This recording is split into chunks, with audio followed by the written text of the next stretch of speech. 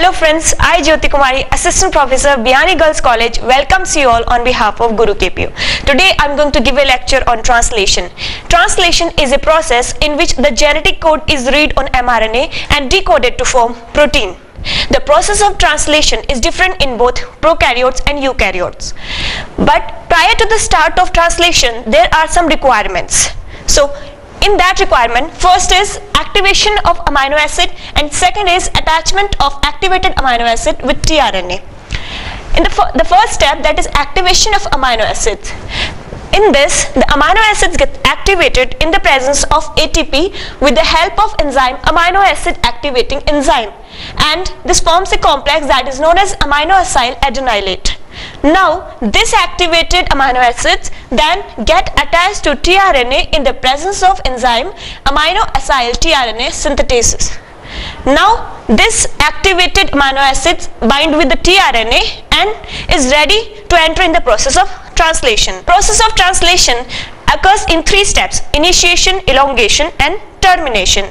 I will describe about all these steps one by one. So, first step is initiation step.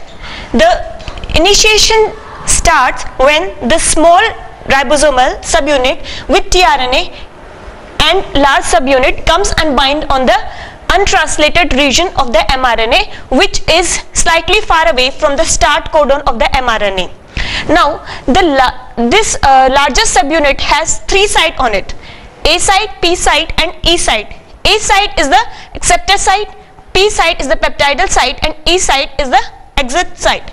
The new tRNA always comes and bind on the A site, and the P site carries the growing polypeptide chain, whereas E site is that site where the tRNA stay for small time when it has to exit from the assembly, from the complex of the tRNA. So, the small ribosome subunit and large subunit with tRNA carrying amino acid, when get bind to UTRs, then this complex slides over the mRNA and reaches to the start codon, that is AUG, which codes for methionine, and this first tRNA bind on the P site. This is the only tRNA which first come and bind on the P site. Now the A site is empty and the second tRNA can come and bind on the second codon of the mRNA. Now the next step is elongation. In the step of initiation, three initiation factors also involved and GTP is also required. So after the first step, after the initiation step, the next step that occurs is elongation.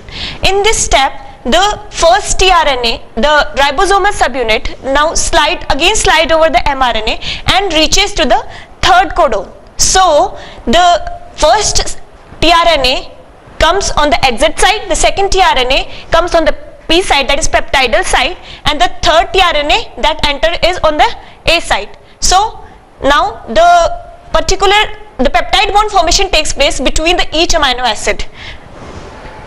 Next, when again this ribosome slide over the mRNA and reaches to the next codon, then again the same process is repeated. That is, the fourth tRNA, the A site gets emptied and the new tRNA comes and bind on the A site, and again the polypeptide chain starts growing.